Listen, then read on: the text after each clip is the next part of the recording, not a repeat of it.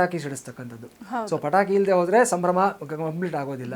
ಯಾಕಂದರೆ ಲೈಟು ಮತ್ತು ಸೌಂಡ್ ಎರಡೂ ಸಹ ಒಟ್ಟಿಗೆ ಟ್ರಾವೆಲ್ ಮಾಡುತ್ತೆ. ಈವನ್ ಸೈನ್ಸ್ ಕೂಡ ಅದನ್ನು ಹೇಳುತ್ತೆ. ಸೊ ಬರೀ ಬೆಳಕನ್ನು ಇಟ್ಕೊಂಡಿದ್ರೆ ಆಗೋದಿಲ್ಲ, ಅಲ್ಲಿ ಒಂದು ಶಬ್ದ ಅನ್ನೋದು ಸಹ ಜನಿತವಾಗಬೇಕಾಗುತ್ತೆ. ಸೊ ಪಂಚಭೂತಗಳಲ್ಲಿ ಬೆಳಕು ಮತ್ತು ಶಬ್ದ ಎರಡೂ ಸಹ ಒಟ್ಟೊಟ್ಟಿಗೆ ಟ್ರಾವೆಲ್ ಮಾಡುತ್ತೆ. ಈಗ ನೋಡಿ, ಆಕಾಶದಲ್ಲಿ ಮಳೆ ಬರಬೇಕಾದಾಗ ಏನಾಗುತ್ತೆ, ಮೊದಲು ಗುಡುಗು ಬರುತ್ತೆ, ಆಮೇಲೆ ಮಿಂಚು ಬರುತ್ತೆ ನಮಗೆ. ಸೊ ಅದಕ್ಕೆ ಮಳೆ ಬರುತ್ತೆ ಅನ್ನೋದಕ್ಕೆ ಇದೆರಡೂ ಸಹ ಸೂಚನೆ ಕೊಡುತ್ತೆ. ಗುಡುಗು ಮಿಂಚು ಸಮಯ ಒಟ್ಟಿಗೆ ಟ್ರಾವೆಲ್ ಮಾಡ್ತಕ್ಕಂಥ ಒಂದು ಎನರ್ಜಿ ಫೋರ್ಸಸ್ ಆಗಿರುತ್ತೆ.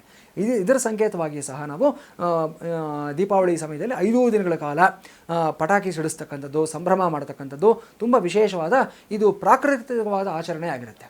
ಜೊತೆಗೆ ಮೊಟ್ಟ ಮೊದಲನೇ ಬಾರಿಗೆ ಪಟಾಕಿ ಆಚರಣೆ ಯಾವಾಗ ಬಂತು ಅಂದರೆ, ನೀವಾಗಲೇ ಕೇಳಿದಿರಿ ಒಂದು ಪ್ರಶ್ನೆ, ದೀಪಾವಳಿ ಹಿನ್ನೆಲೆ ಏನು ಅಂತ. ಬಹುಶಃ ನಾವು ಇದನ್ನು ಟ್ರೇಸ್ ಮಾಡ್ತಾ ಹೋಗಿದ್ದಾದಲ್ಲಿ ರಾಮಾಯಣದಲ್ಲಿ ಯಾವಾಗ ರಾಮ ರಾವಣನ ಮೇಲೆ ಯುದ್ಧವನ್ನು ಮಾಡಿ ಅವನ ಸಂಹಾರವನ್ನು ಮಾಡಿ ಅಯೋಧ್ಯೆಗೆ ಮತ್ತೆ ಬಂದನೋ, ಅವನನ್ನು ಬರಮಾಡ್ಕೊಳ್ಳೋದಕ್ಕೋಸ್ಕರವಾಗಿ ಪಟಾಕಿ ಸಿಡಿಸಿದ್ರು.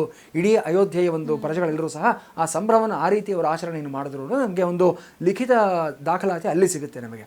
ನಂತರ ನರಕಾಸುರನ ವಧೆಯಲ್ಲೂ ಅಷ್ಟೇ ಸತ್ಯಭಾಮ ಶ್ರೀಕೃಷ್ಣರು ಇಬ್ಬರೂ ಸಹ ಮತ್ತೆ ಬಂದಾಗ ದ್ವಾರಕಾನಗರಕ್ಕೆ ಬಂದಾಗ ಅಲ್ಲಿ ಮತ್ತೆ ಪಟಾಕಿಯನ್ನು ಸಿಡಿಸಿ ಸಂಭ್ರಮಾಚರಣೆಯನ್ನು ಮಾಡಿದ್ರು ಅನ್ನತಕ್ಕಂಥದ್ದು ಕಾಣ್ತೀವಿ.